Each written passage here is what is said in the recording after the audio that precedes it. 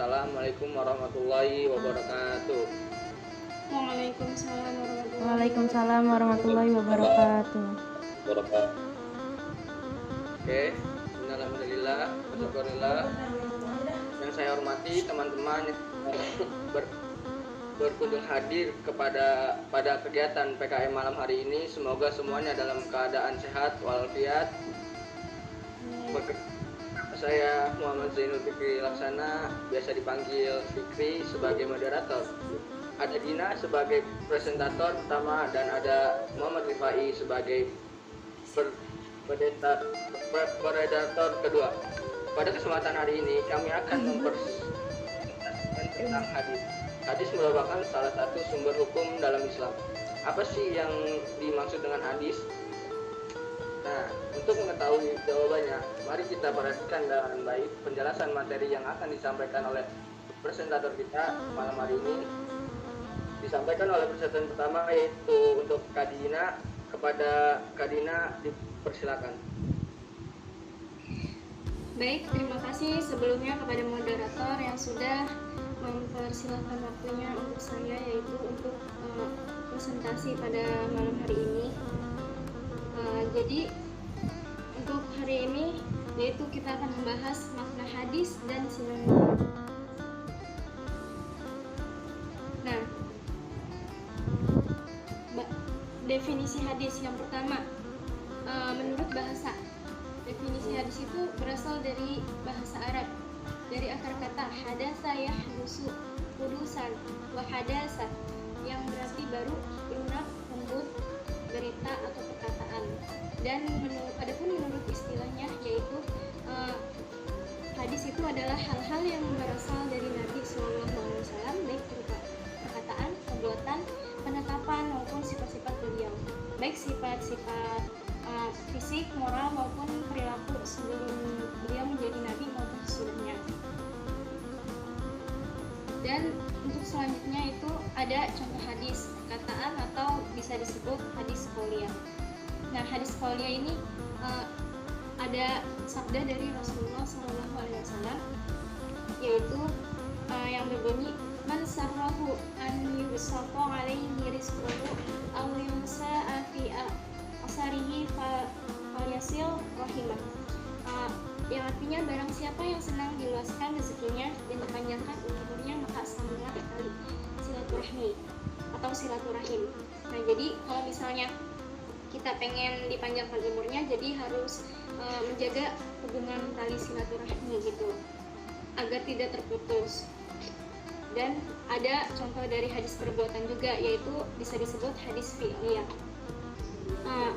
Contoh hadisnya yaitu ada anna Rasulullah sallallahu alaihi wasallam kana yarfa'u yadayhi hazwa man kibaihi idza ftataha shalah, yang artinya sesungguhnya Rasulullah SAW itu mengangkat kedua tangannya sejajar dengan bahu ketika ia membuka atau mengawali salat.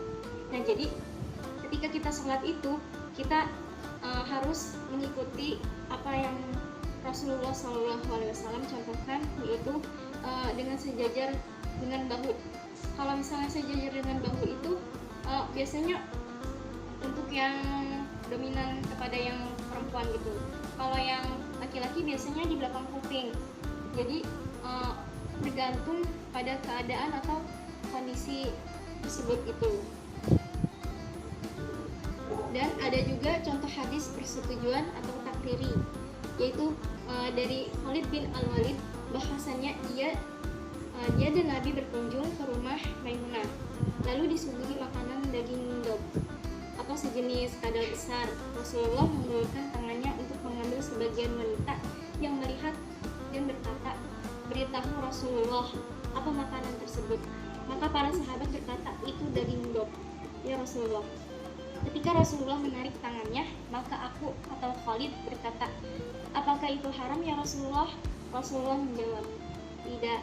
Akan tetapi makanan itu tidak ada di tempatku, oleh sebab itu aku mengambilnya. Khalid berkata, lalu aku mengambilnya dan memakannya sementara Rasulullah melihatnya. Nah, jadi dalam masa Rasulullah itu daging dob itu diperbolehkan, tapi Rasulullah tidak memakannya gitu. Jadi yang memakannya yaitu tabiinnya atau sahabatnya gitu, karena beliau hanya melihat saja, tidak melarang ataupun tidak melarang sahabatnya untuk tidak memakan daging tersebut. Dan ada juga contoh hadis sifat atau fisik dari Nabi, dari Al-Bara bin Azib, bahwasanya Rasulullah SAW adalah seorang yang berperawakan sedang, berpundak lebar, berambut lebat sampai ke daun telinga. Beliau suka mengenakan pakaian warna merah. Aku sama sekali tidak pernah melihat sesuatu yang lebih bagus daripada Nabi. Nah, jadi wujud Nabi itu perawakannya seperti itu. Jadi tidak ada yang lebih sempurna atau lebih bagus daripada Nabi. Jadi Nabi itu derajatnya lebih tinggi daripada manusia yang lain gitu. Jadi dia tuh lebih mulia di antara semua ciptaan Allah gitu, atau semua dari ciptaan makhluknya gitu. Dan ada juga contoh hadis sifat perilaku dari Nabi, dari Anas bin Malik yang berkata, "Kana Nabi sallallahu alaihi wasallam ahsanan nasi khuluqan." Artinya Rasulullah sallallahu alaihi wasallam adalah manusia yang paling baik akhlaknya. Hadis riwayat Bukhari dan Muslim. Nah, jadi sifat Rasulullah itu akhlaknya sangat terpuji gitu, sangat baik. Jadi cerminan beliau akhlaknya sangat luar biasa. Ketika sebelum ada Rasulullah, akhlak semua umat manusia itu rusak dan tidak teratur gitu. Jadi Nabi SAW itu diutus ke dunia ini yaitu untuk memperbaiki akhlak manusia. Dan yang selanjutnya itu ada mungkin cukup sampai di sini presentasi dari saya kembalikan kepada moderator. Terima kasih. Baik, terima kasih kepada Kak Dina sebagai presentator utama atas pemaparannya. Selanjutnya untuk presentator kedua yang akan disampaikan oleh Kak Rifai, kepada presentator kedua dipersilakan. Oke, Kak Rifai. Ya, kepada sahabat moderator Muhammad Zulkifli Pilasa. Tadi sudah kita mengetahui bahwa hadis itu adalah ma'udifa ila Nabi sallallahu alaihi wasallam min qaulin aw takdirin aw sifatin.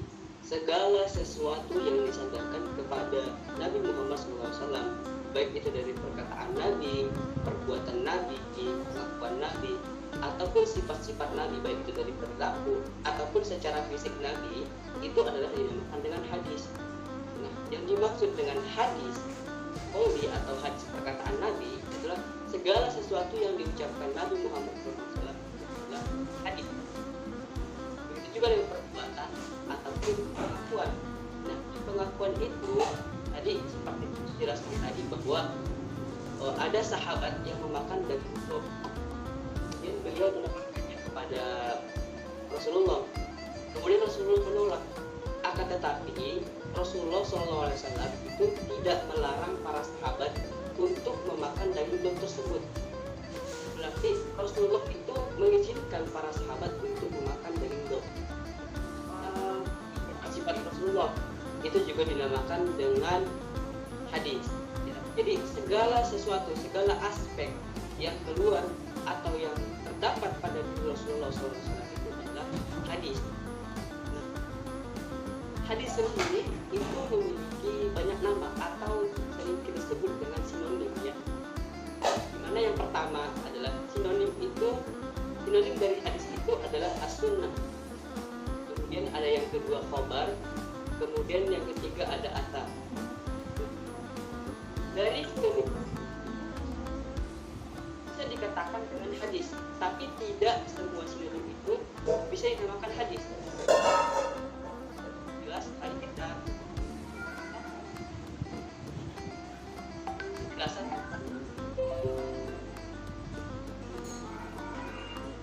Tolong slide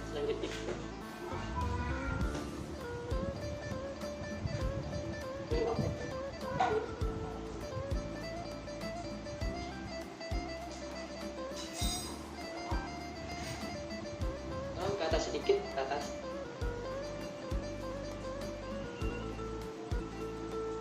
Tadi kita sudah mengetahui bahwa hadis sendiri itu memiliki sinonim. Sinonim yang pertama dari hadis itu adalah as-sunnah.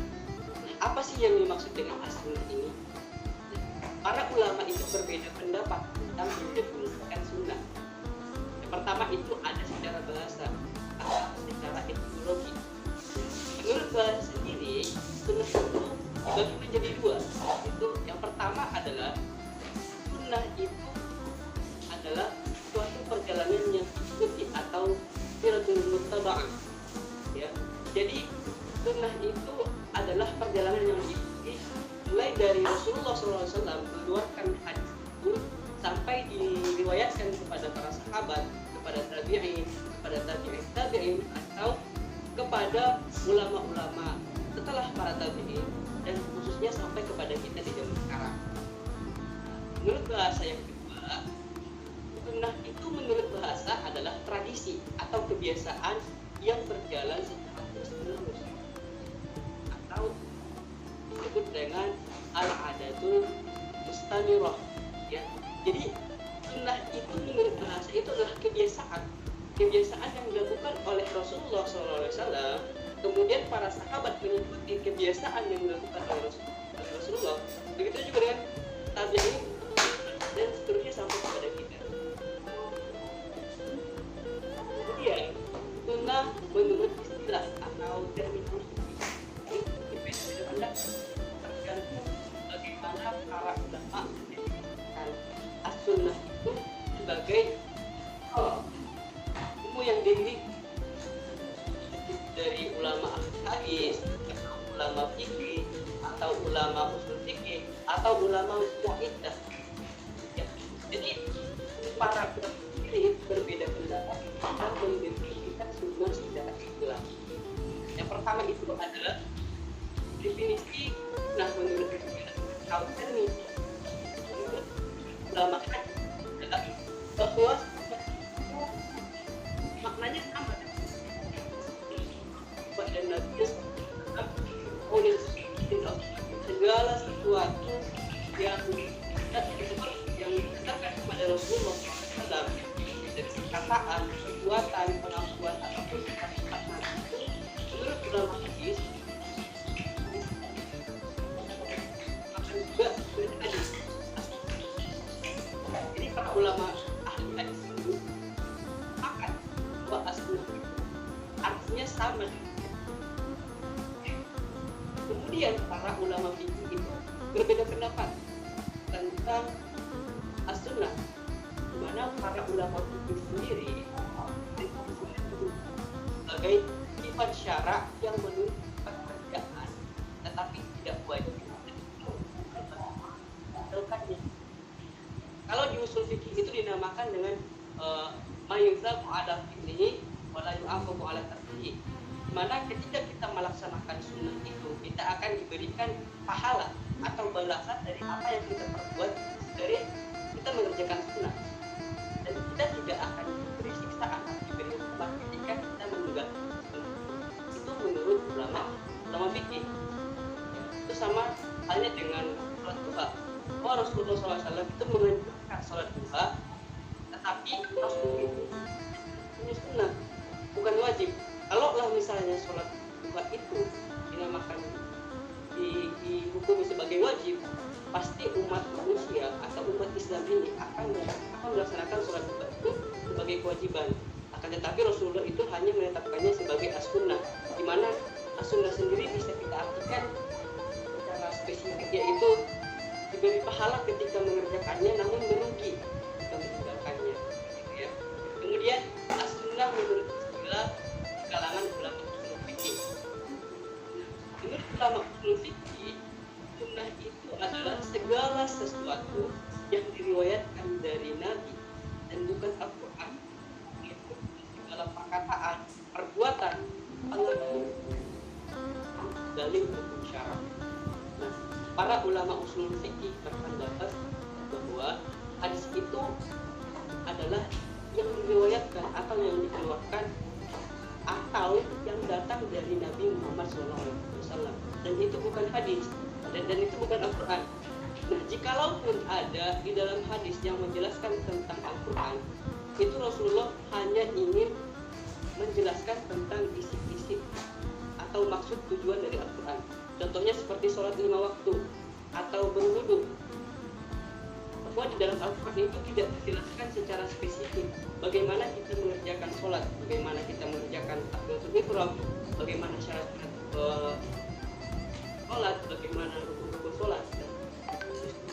Dengan adanya hadis atau sunnah itu, maka Rasulullah menjelaskan tentang kandungan-kandungan yang terdapat dalam Al-Quran. Kemudian, menurut Imam Wahid itu adalah sunnah itu merupakan lawan dari bid'ah. Ini sering dengar di kalangan sebelah sana ya, orang-orang yang sering membid'ah-bid'ahkan. Hanya kita membahas tentang sinonim atau pengertian-pengertian dari hadis. Kemudian slide selanjutnya.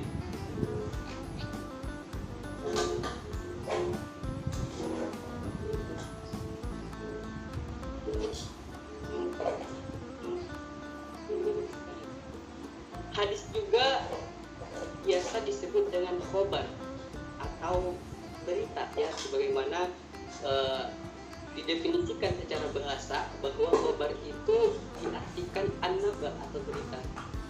Sebagaimana yang terdapat pada surah An-Naba ayat 2, "Yatasa'alun 'anil naba'il 'azim." Jadi an-naba itu menurut bahasa adalah berita. Jadi khobar menurut istilah sendiri berbeda. Para ulama hadis mendefinisikan khobar itu sebagai maja'a 'anil nabiyyi wa ghairihi min ashabihi aw tabi'in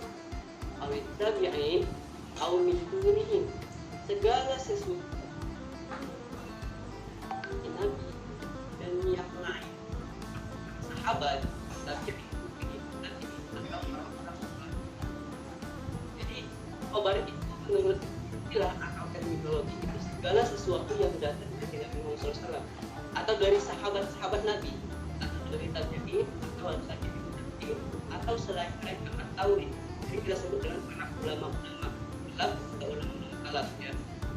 Jadi yang dimaksud di sini adalah maja'an Nabi itu ketika para sahabat melihat Rasulullah sedang melakukan salat, seperti tadi dijelaskan bahwa ketika Rasulullah itu hendak melakukan takbiratul ihram, yang mengangkat kedua tangannya sampai ke tumit. Menurut para sahabat yang lain. Kemudian ada juga yang meriwayatkan hadis bahwa Rasulullah itu mengangkat kedua tangannya ketika melakukan sampai pada ujung telinga. Begitu juga dengan melaksanakan sholat. Para sahabat ada yang meriwayatkan bahwa Rasulullah ketika melakukan tersebut pernah melakukan doa qunut. Ya, para sahabat yang lain itu tidak melihat Rasulullah melaksanakan qunut, tetapi itu adalah segala sesuatu yang dilakukan oleh Nabi kemudian dilihat oleh para sahabat. Contoh dari khobar itu adalah seperti perkataan Imam Asy-Syafi'i dari kalangan tabi'in ya, di mana beliau berkata, "Man arada dunya fa alaihi bi'ilmi wa man arada al-akhirah fa alaihi bi'ilmi." Siapa yang menghendakkan dunia, dia harus berilmu, dan siapa yang menghendakkan akhirat, dia harus berilmu. Banyak di antara kita yang menganggap bahwa kalimat ini atau kata-kata ini adalah hadis, akan tetapi sebenarnya kata-kata ini adalah perkataan dari manusia. Halnya dengan konteks dalam an-nazafah, kebersihan. Bagaimana kita bahwa an-nazafah dari iman itu adalah sebagian dari hadis. Ternyata itu bukan hadis, walaupun memiliki makna yang sama. Itu bukan hadis, karena dalam teks yang sebenarnya itu tidak menggunakan an-nazafatu minal iman, tetapi menggunakan at-tahuru syatrul iman, bukan an-nazafatu minal iman. Walaupun artinya itu sama, tetapi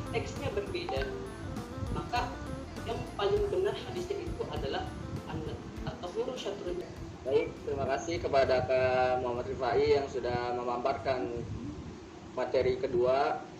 Selanjutnya akan ada sesi tanya jawab untuk sahabat-sahabat atau kawan-kawan yang ingin bertanya apa saja yang baru saja kami sampaikan tentang materi yang baru saja kami sampaikan. Saya persilakan untuk sahabat-sahabat yang ingin bertanya. Saya beri waktu dari sekarang. Untuk tadi siapa?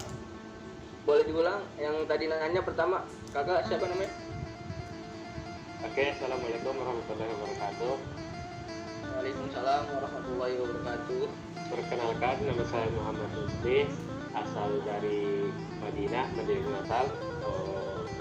Sekolah di Stadion Mendidik Natal, jurusan HKI Hukum Keluarga Islam. Di sini saya ingin bertanya, jika perkataan Imam Syafi'i itu di kalangan masyarakat bisa dikatakan sebagai hadis, apakah ada hadis-hadis lain yang dianggap sebagai hadis dari Nabi, tetapi sebetulnya itu bukan hadis? Karena di sini kan menjadi problem bagi kita, karena perkataan Imam Syafi'i itu sudah sangat melekat di mata orang lain, itu sudah hadis dari Nabi.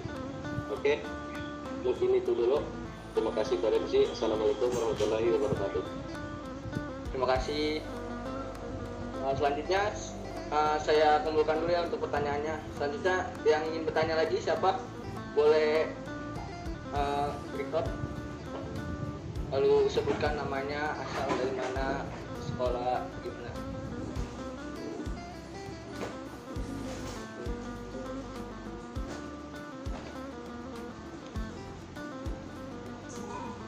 Baik, oke.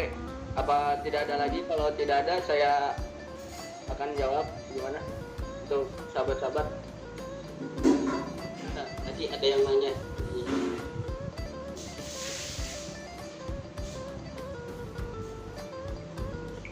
kolom chat ada apa?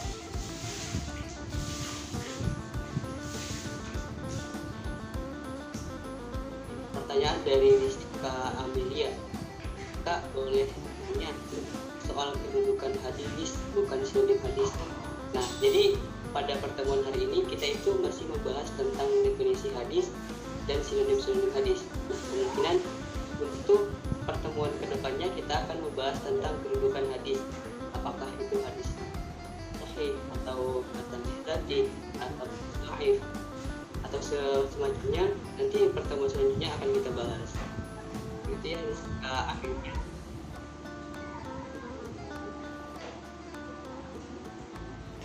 Untuk pertemuan sekarang itu kita masih membahas tentang definisi hadis dan sinonim-sinonim hadis.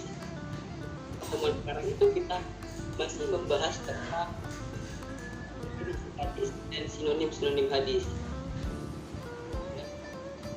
Baik, terima kasih atas perhatiannya yang sudah hadir di malam hari ini untuk mendengarkan materi apa aja sih itu hadis dan sinonimnya. Dan untuk Kak Rifai dan Kak Dina sebagai presentator yang sudah menjelaskan materi untuk malam hari ini. Sekian dari saya. Apabila ada kesalahan itu datangnya dari kami, dan apabila ada kebenaran itu datangnya dari Allah. Sampai jumpa di diskusi selanjutnya. Wassalamualaikum warahmatullahi wabarakatuh. Waalaikumsalam. Waalaikumsalam warahmatullahi wabarakatuh. Ya.